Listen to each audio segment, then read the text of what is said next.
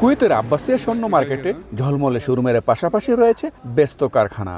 এখানে দক্ষ কারিগররা প্রতিদিন তৈরি করছেন নেকলেস, কানের দুল, চুড়ি, আংটি সহ গ্রাহকদের পছন্দ অনুযায়ী নানা ডিজাইনের গহনা।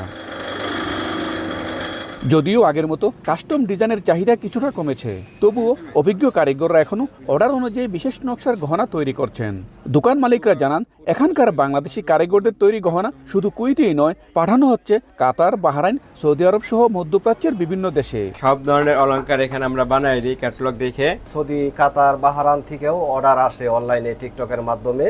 তো ওই ডিজাইনগুলো আমরা তৈরি করে দেই। এখানকার কারিগররা ফ্যাশন ও ঐতিহ্যের সমন্বয়ে তৈরি করেন বিভিন্ন ধরনের নকশা।